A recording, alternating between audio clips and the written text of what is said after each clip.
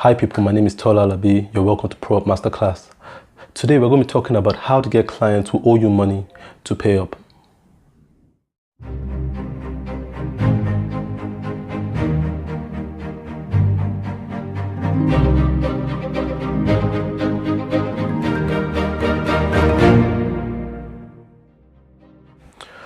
So before I start this class, I would like to establish one thing. Never take a job without getting an advance payment. Never take on a project without getting an advance payment, at least 50%. Now, I personally charge a 70% advance payment. You might not feel comfortable charging 70%, but I'll advise you take nothing less than 50% before taking on a project. Now, we need to establish that because this class addresses how to get your balance from a client who is owing you, not how to get 100% of your payment from a job you've already delivered. Because if you've already delivered a job and you're not getting anything from it, then you have a pretty uphill task at getting your payment. Now, I'm not sure if this class can help you at getting 100% because you're already holding the shorter end of the stick. Now, we've established that. Now we need to go on to how to get the balance from your client. Now, talk about a 30% balance, a 50% balance. Now, we've all been in that situation where we've taken on a design project, the client has commissioned us, we've done the job, the client likes it, we've emailed the final files to the client, and 1 week down the line, we find ourselves sending the client that text message of, this is just a gentle reminder about my balance payment. And the client is like, oh yeah, I haven't forgotten about you, I'm just trying to get some things settled, I'm trying to get some job done and get some finances in, and I would get right to you. And you're like, you believe that, and you say, yes, okay, no problem, I'll get back to him in another week. Now, 2 weeks down the line, you call the client, and the client says, oh no, I haven't forgotten you, I still remember, I owe you, I'm going to get to it, I just need to get this payment to come in and I'll pay you. And a month down the line, he still hasn't paid, and you try calling, and this time he's not even picking your calls. And you realize, you begin to get anxious about where this project is heading and where your balance payment is going. And you try using a different number to call the client this time around, and he picks up and he realizes it's you and cuts the call. Now you become really jittery at this point because you realize you've lost the battle, and you are seeing your balance payment fade away. And a lot of us at this point come to that point where we say, I'm leaving this client for God. Let God punish him, and let his conscience deal with him. And we kind of sulk over it and believe that the client's conscience is going to kick in to pay you your balance payment maybe 6 months or 1 year down the line. Now, that might happen where the client pays you 6 months down the line. But in most cases, you realize that when you let the client go, the client's conscience never kicks in. And if there's one thing you're going to take away from this class, it has to be one word. And that word is pressure. Pressure. Now, you need to understand one thing about people. People don't address issues based on what is important. People address things based on what is most pressing. Now, I'll give this example. Now, if you've ever driven, or if you drive and you're driving, you get to a traffic light and the traffic light is red.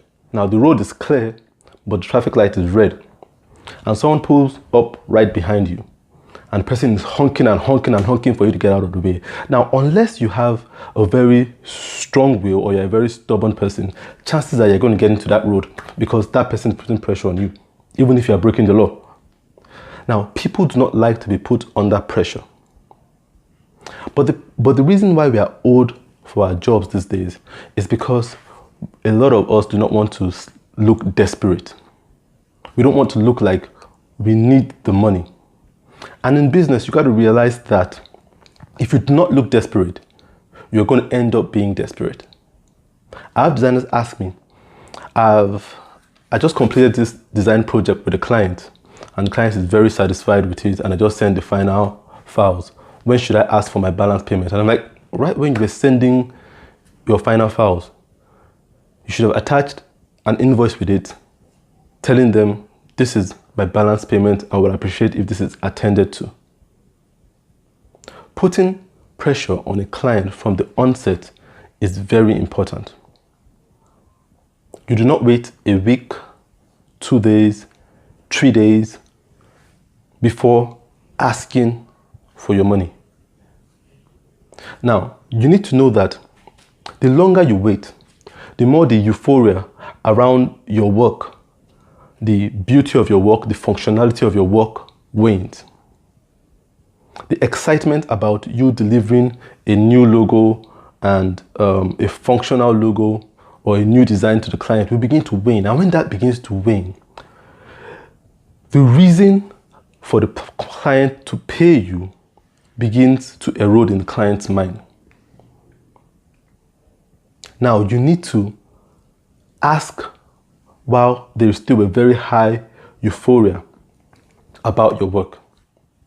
If your client is satisfied about the work and he says, this is a good job, you must at that point use that as a leverage to say, if this is really a good job, then pay me my balance.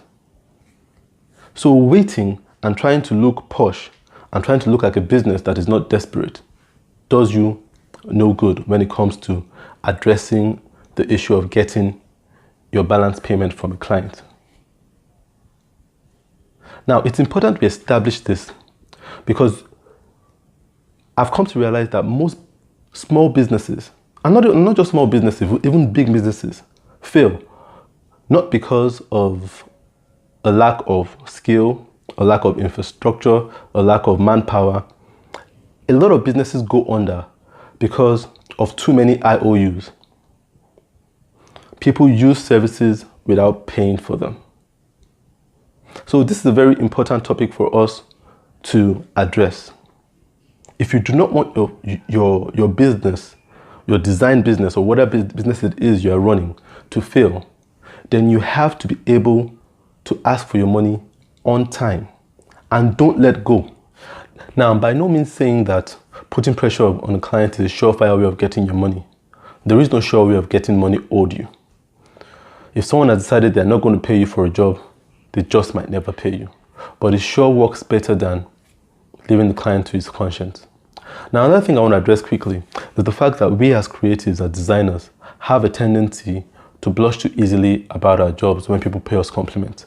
We send a job to a client and the client says, oh, this job is awesome. I think your job is amazing. I think you're a great designer.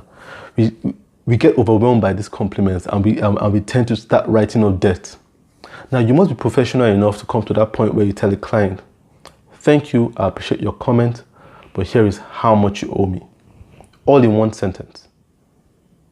If you become too passionate and you start writing out debts unnecessarily, your business is going to fail. Simple. Now, if you have any questions you want to ask on this topic on clients owing you money, or you want to share an experience, please feel free to drop a comment below. Don't forget to click the subscribe button. See you in the next class.